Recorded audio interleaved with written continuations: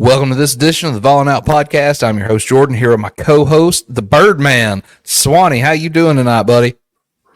Doing good. Ready to talk a little more football with you. Heck yeah, man. Well, last episode, we previewed the Mighty Mocs of UTC.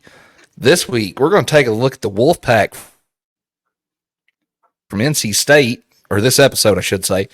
We're going to try to talk about it with a neutral outlook since this is on a neutral site. So what do you say we just jump right into it, man? Let's go. All right, man. Well, series history, Vols hold the longest win streak and a winning record over the Wolfpack from the ACC at 2-1. Lone victory for NC State was a 16-0 shutout way back in 1911. Since then, they've played twice, and the Vols have won 13-0 in 1939. That was also the smallest margin of victory in the series. And again, with a Derek Dooley-led, well-showered Vols team, and the Vols were victorious 35-21 in the Chick-fil-A kickoff. The Vols played one neutral site game in 2012 and split the other two games in Raleigh. So, piece of Vols history for the city of Charlotte, though. Last time the boys in orange played in Charlotte, they were led by none other than Jeremy Pruitt, a.k.a. Beldar, and lost to West Virginia 40-14. I think it's time to right some wrongs in this one. What do you think? Yeah, I had erased that game from my memory. I forgot all about it. First game of the Jeremy Pruitt era. Yeah, that was brutal. It was. Tough times at Tennessee. How much has changed in 6 years, though. Yeah. That game, they had Will Greer. He kicked everybody's ass. He did. He was all yoked up on HGH. Five head. How many more of these previews are we going to mention Jeremy Pruitt?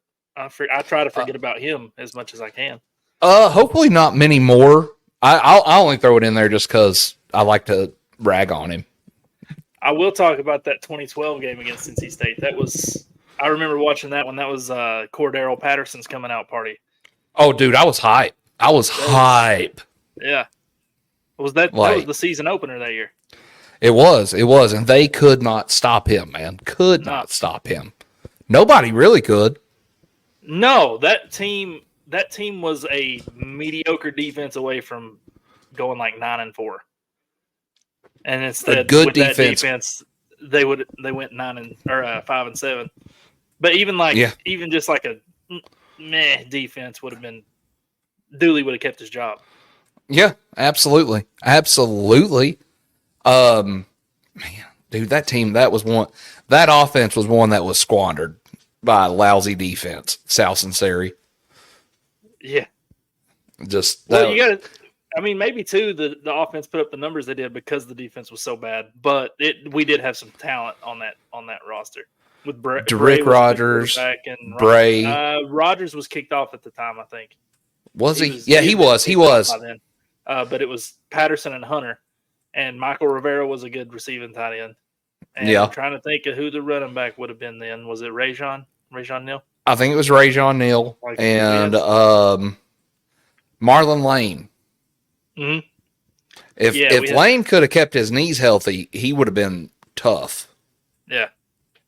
So there was talent on that team. I'm just glad we didn't have to watch Matt Sims for another year. Honestly.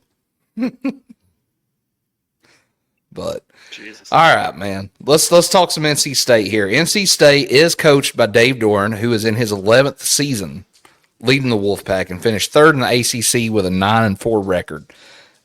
They will have a first-year OC with Robert Anay. DC Tony Gibson's in his 5th season. And if you go back and you look through some of the last two coaching searches, maybe even the last 3, Dave Doran was mentioned for the Tennessee job. Yeah. So he got hired there in the same cycle as Butch getting hired here. He was at Northern Illinois, and so he was a name that came out when we hired Butch. And then when Butch got after Shiano Sunday, Dave Doran's name came up, and the fan base wasn't having that either. No. We could do a whole episode on what was going on in that 2017 coaching hire. That would almost be fun. We should explore that. We should.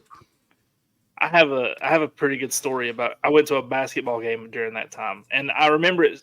I remember Dave Doran's name coming up specifically because it was the name that was announced. And I was at a basketball game, and the fans were chanting to fire the athletic director. The student section was, and the band would play over the fans when they started chanting. It was crazy. Well, I will say this: fans aren't always right, but I will say, even though we ended up with who we ended up with, it all ended up working out for the best. Well, I'll save this for that episode because we'll get way off track if we start now. But I wonder what our program would look like if we had just stuck with Schiano. Yeah. Let's do that. We just got another episode right there. Just out of the blue. Let's do it. We'll do that on another episode. We'll write down our own thoughts on that and go from there because we all know who we wanted for that. And that's why Schiano Sunday happened. John Gruden. All right, man. So let's jump back on track here. Top returners for NC State, KC Concepcion. Big part of the offense last 7 games of the year last year. Finished each game with 95 plus yards from scrimmage. They've got a transfer portal addition and Grayson McCall come over from I want to say Coastal Carolina. Mm-hmm. That could be interesting right there. He's a good quarterback. He's solid. He's rock solid. Got David Van, 14 career sacks, and Sean Brown. He's a hybrid linebacker safety. He's expected to lead the team in tackles this season. So let's dive into the game here just a little bit. We expect Tennessee should be coming in healthy and rested after the UTC game. You and I were kind of talking about it before we started. This will be the first real test for the Vols before Oklahoma. What's important? What's the most important thing for this game? What do you think is most important? Well, we said it in the UTC preview, and I'm just going to repeat it. I want to see what the secondary looks like against a real team and a real quarterback, because Grayson McCall is a real quarterback, and NC State's going to be a challenge. It's not going to be an easy game. It's a good thing this is on a neutral field. Obviously, you'd rather it be at home, but it's going to be a challenge. We're going to learn the most about our team in this game. And I think so. I think the biggest hole on our team is the secondary, just because we've got so many new guys back there. I don't know what it's going to look like. It's a whole new first and second string, really. I mean, yeah.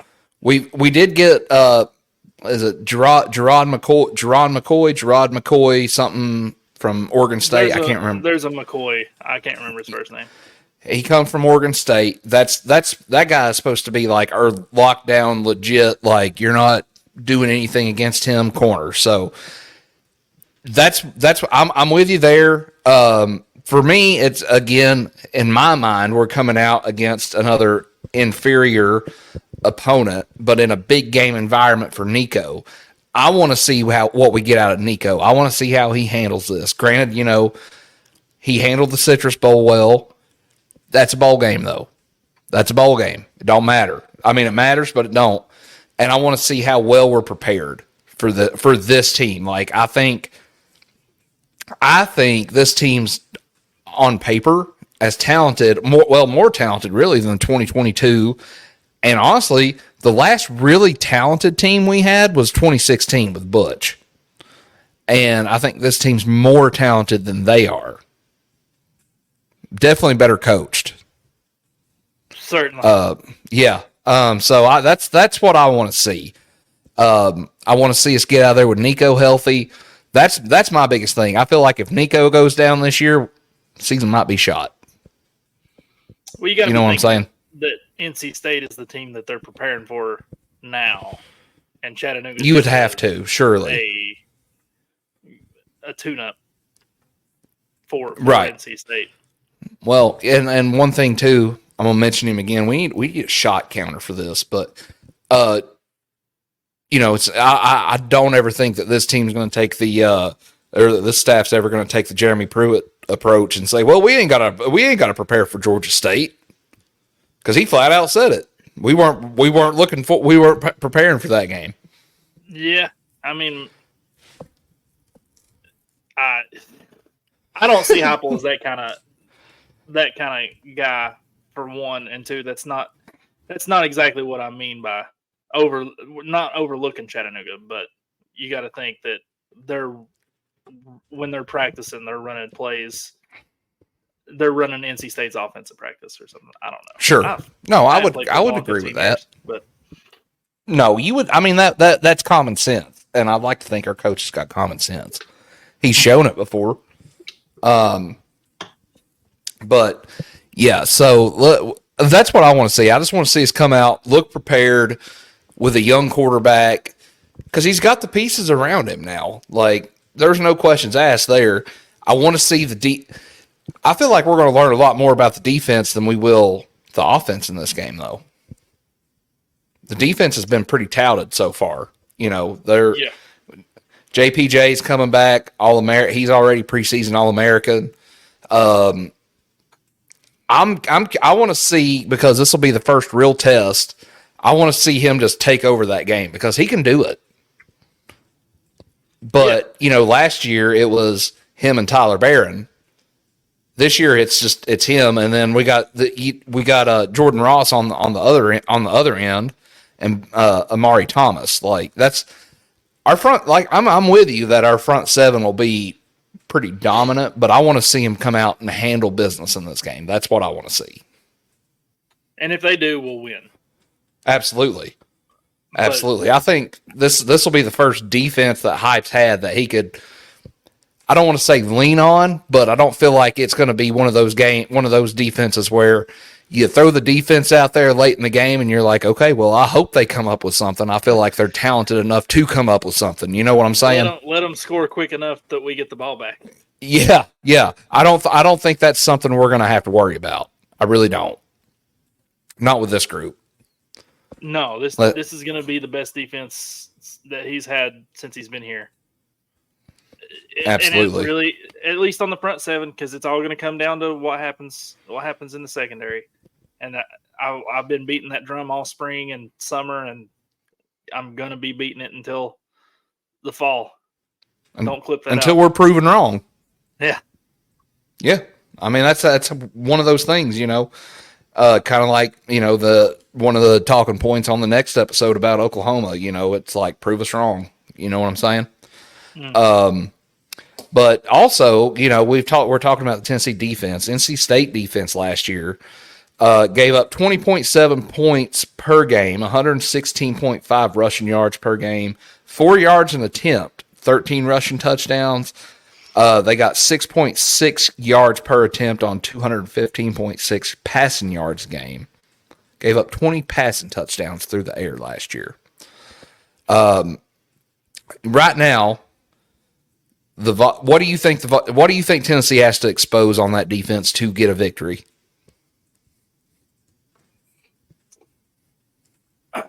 I would just like to see us. I'm interested to see this Sean Brown guy, because I'm not familiar with NC State really at all. I don't watch the ACC unless there's no one left. You're going to sleep. ACC. Yeah,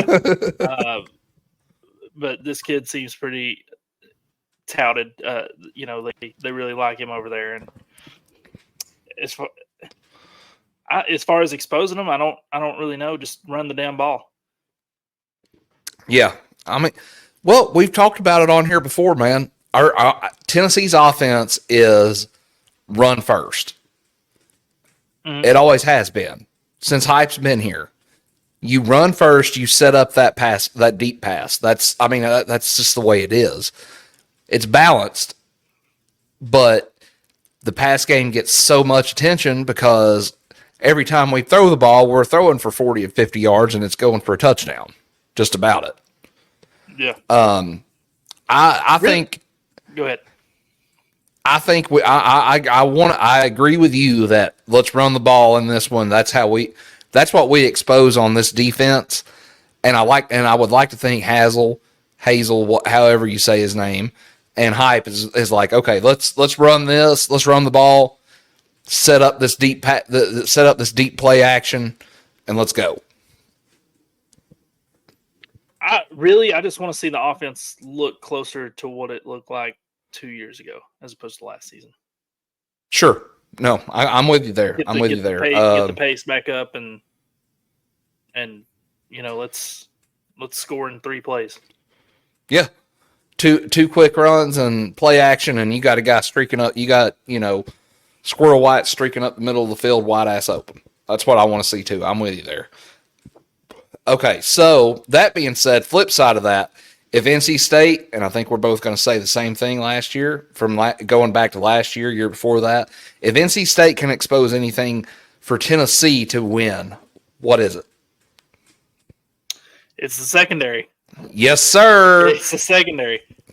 And like you said, if Pierce has a day and that front seven can get to the quarterback and cause some issues, getting his head a little bit, then the secondary, they're going to be the saving grace for the secondary if it's bad, if they're that bad. And I'm not saying they're going to be bad, but it's the biggest question mark on the team, and that's just sure. But if they're going to beat us, it's going to be throwing the ball. Yeah, absolutely. I want to say this though, and I don't feel like we're being totally fair to the secondary. Last year though, there wasn't a great pass rush. 2022, the secondary wasn't god awful. They weren't great, but they weren't god awful. Last year, they were god awful. 2019, 2020, 2021, 2021, they were god awful. Mm-hmm. 2022, they were okay, mediocre at best, because the pass rush was somewhat there. That, and I feel like we've jumped ahead on so many people that they don't have a choice but to throw the ball. So the secondary looks like crap. I feel like that's been part of the issue, but I also feel like part of it's like, they're just not that good. Maybe. I mean, and that makes sense. That 2022 defense had a way of, even the secondary too, they turned the ball over quite a bit. They forced mistakes. Yes, they come up when we needed something to happen. When we needed something to happen, they made it happen. One way or the other. It didn't matter what the situation was. If Tennessee needed something to happen to get the ball back, they did it. Whether except for 2 times. That's true. That's true. That's true. South Carolina. Just their night. But I'm with you there 100%.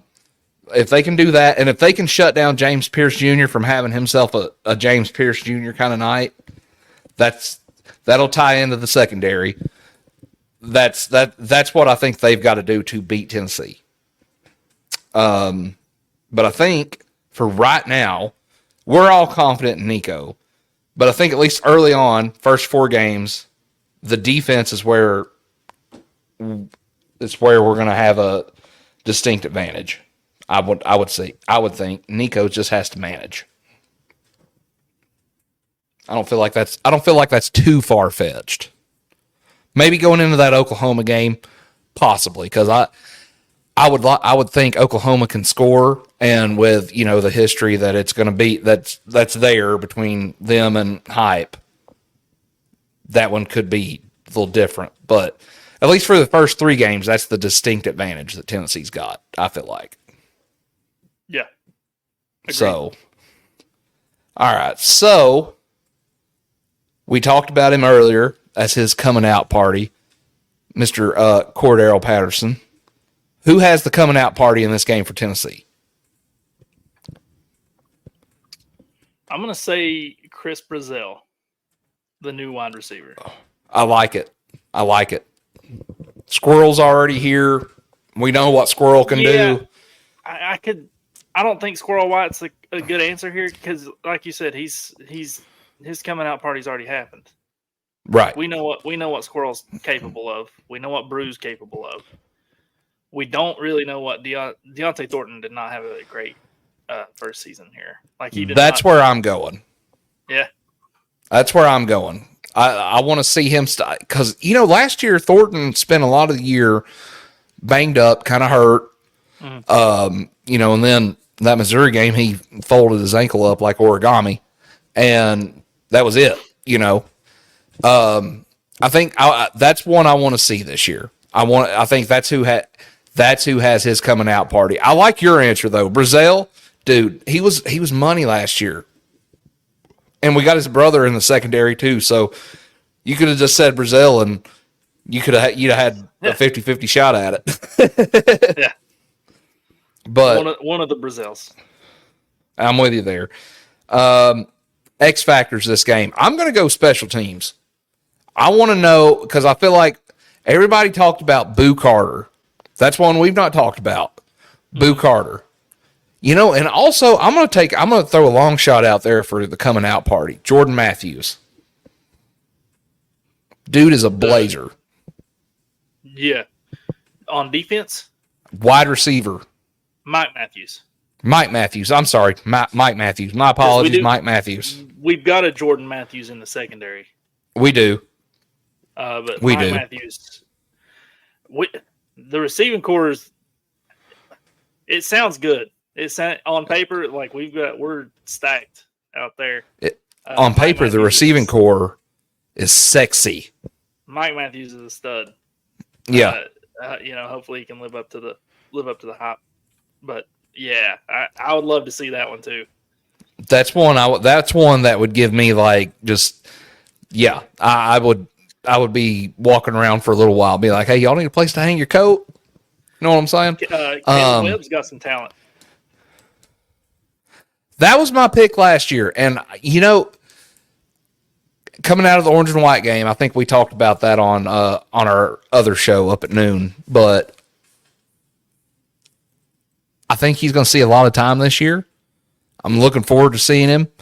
But, his time has passed. Also, one we've not talked about. Maybe, but it's all about depth, baby. It is. Also, one we've not talked about yet that we got out of the transfer portal is Holden Stays. I don't think we get a lot out of him yet, though, until SEC play comes around. I don't think we talk about him much. But X factors for the game. You got one? I'm going to go with special teams on this one. I'm going to go front seven. We're going to be talking a lot about that. I think so. Either way, man. I mean, it's going to be a tough. I agree with you. That's going to be a tough one. But I think okay. Going into this final score prediction on this one, what you got? Give me 38-34 Vols. I'm gonna go 42-17 Vols, and I'll tell you why. I don't think that NC State's got the horses in the stable to put up 34 on us, unless we're just having mistake after mistake on the back end. Which to your point and to what we were talking about earlier, that's possible.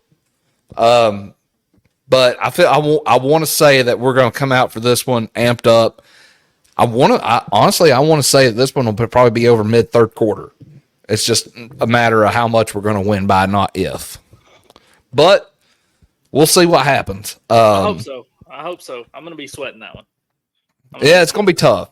It's going to be a tough one. But I just looked up their first game. They played Western Carolina when we played Chat. So I will be trying to find that game on the ACC network or something just to get a feel for them. Those will be the only two games that I'll probably watch week one. Sure. And that's just for the audience. I work on Saturdays, so it's not like I don't like college football or something. But, right. Yeah, who doesn't like college football? I'll record those two games to watch. Yes, absolutely. But that being said, that's got our Vols coming out of week 2, 2-0, and we're going to end this one with another Go Vols. Go Vols.